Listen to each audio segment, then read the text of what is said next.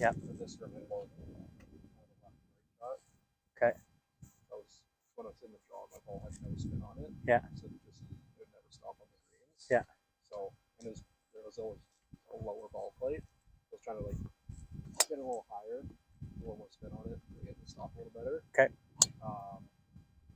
Sometimes I just kind of leave it off right. I think it's just kind of quit on it or hold it on the base but most of the time I'm just trying to stay committed and not use my arms at all. When I try to use my arms, I Overhook do it. this and then Yeah. Okay. Happens. So just kind of use the shoulders. Okay. Good tempo as well. If I try to swing hard, it goes like crazy too. So. All right. Well, let's see what you're up to. Let's see what you're doing.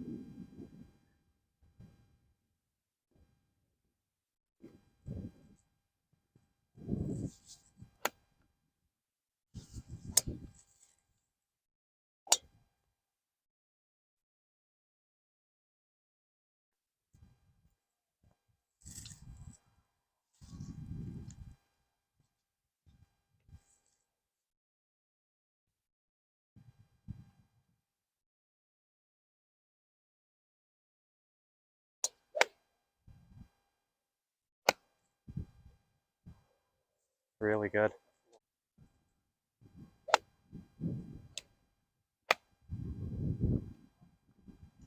Right, one more.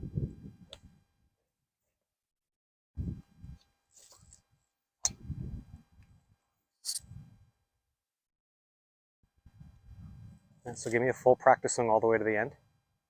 High hands, thigh squeeze. Hold it. Good. So this is going to feel, this ankle bone is going to feel like it's trying to search for the ground. And we call that banking the foot. So if we can get that foot to bank, it keeps the knee in. But if the heel comes up and the knee comes out, you're going to go like this to get the club away from your leg. Yeah. There's your left. It's almost feel like it's rolling like that. Yeah, yeah. And the roll, as it happens almost at the same time as the hit. So it's like roll and hit, and then they squeeze after that.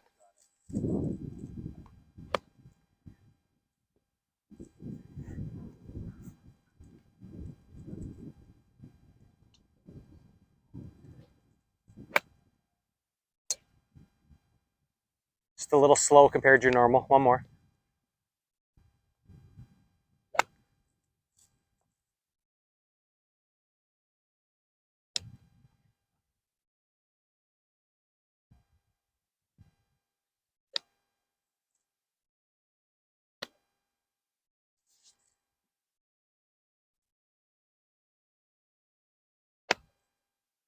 Good.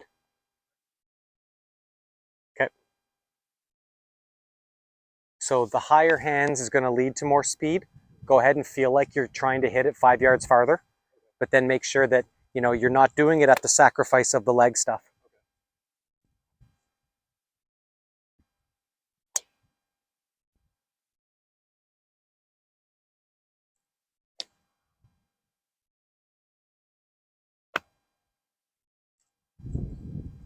Normally fat shots are a result of the arms speeding up for too long and they're not slowing down to let the club kick out. Yeah. And I think that you get that because the hands don't go far enough back. Okay. So if I was your mirror, the arm swing, speed in the swing is a vertical thing. It doesn't go forward. But when we try to change the direction of the arm speed, that's when the club digs into the ground, because by changing the direction, it actually throws the club out. Okay. So I want it to feel like the arms go high in order not to speed up for too long. Okay. Straight down. Yeah, like you're chopping wood, up and down. And if you get the knees to squeeze on the other side, that's what moves the club through into the finish.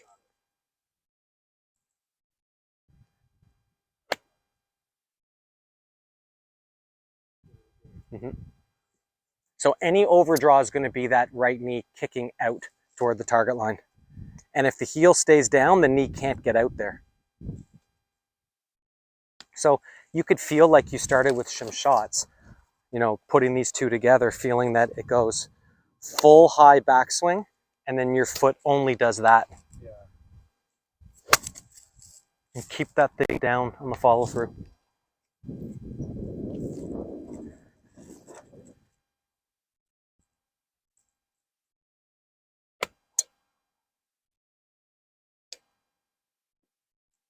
contact. Still got the lefts. One more time. Hit it and hold the finish again.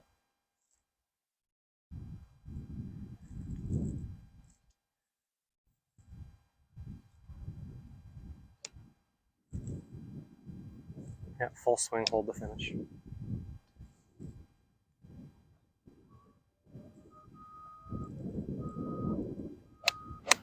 Okay, so hold it there. So I like where you are with this, but this is over rotated. Oh, So it's going to feel like this has to stay back as Okay. that pushes through more. So Okay. hip and knee are always ahead of right shoulder. Okay. You can see with me here, knee is in front of that. Okay. Like I can stand up to slow it down, but if Yeah. I go from here and then overpower this, look where my arms are going. So right shoulder stays behind the ball, but right knee goes past the ball. And that could be your timing or your orientation you're looking for.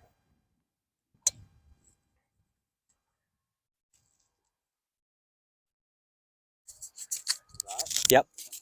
Yeah, and then go all the way to the finish from there. So right knee pushes forward, right shoulder pulls back toward me. That's the other shoulder, right shoulder. Yeah.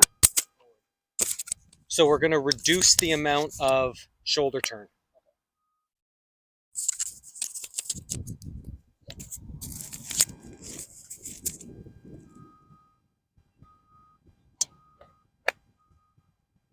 And all this is going to do, as long as the shoulder feels like it stays behind the ball, you'll release it a little bit differently. The ball's going to start to the right and curve back to the target. So I'm not going to lose the draw. I just don't want the drawing away from the target. So one more time, another practice swing. I don't mind the draw. It's just the fade was working for me when I was playing, but I don't mind it. There's too much in your swing that's calling for a draw. Really? Yeah. So all the way through into the finish. So this is going to push forward, stand tall, but keep the shoulder back here. There you go. Shoulder back behind the hip, behind the knee. It's going to feel like you just do this a bit. All right, little lean back. Kind of like the TPC Toronto logo.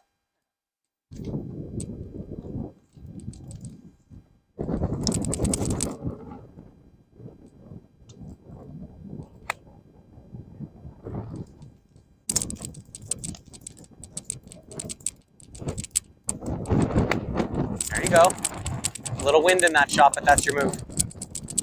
So high hands, rolling of the foot, squeezing of the thigh, of the knees, with the shoulder not passing the knees. So I lost a bit of the audio here, but I don't think there's really a whole lot that I talked about here that wasn't involved in what I talked about previously.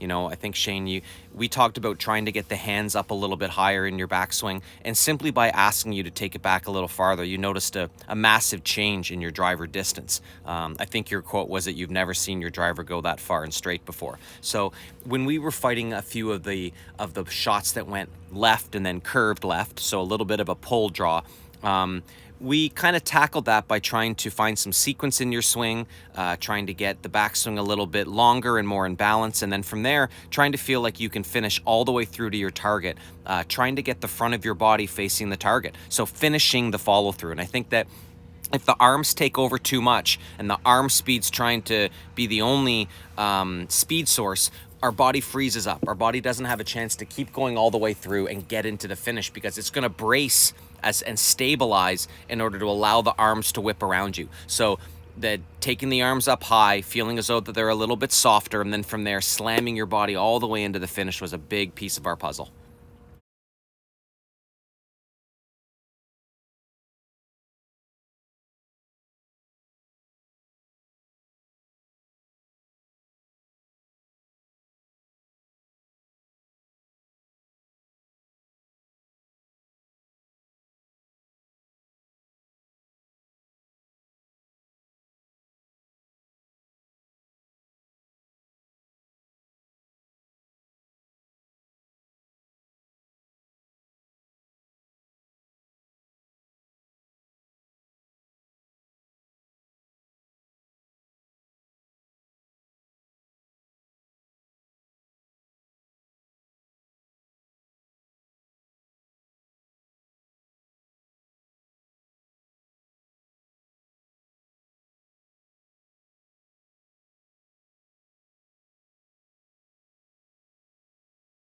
And so here I brought out a bucket just to give us an idea of a target line. I think that, you know, a lot of the issues of the left shot that went further left had to do with you not getting your ball started on line, perhaps not even seeing the ball start on line. So by having the bucket there, it gives us an intermediate target to direct where you're trying to swing the club, where you're trying to get the ball to go. And I think that helped out get the ball to start a little bit to the right, so it drew back to the left. And, you know, I think that overall your swing is very, very good. You hit the ball solid, you hit the ball far. Just those overdraws perhaps were a function of, you know, not necessarily seeing the target line in front of you and knowing where the ball had to fly. So putting that bucket there was a great way for us to get a visual and a feel of where you've got to direct your energy.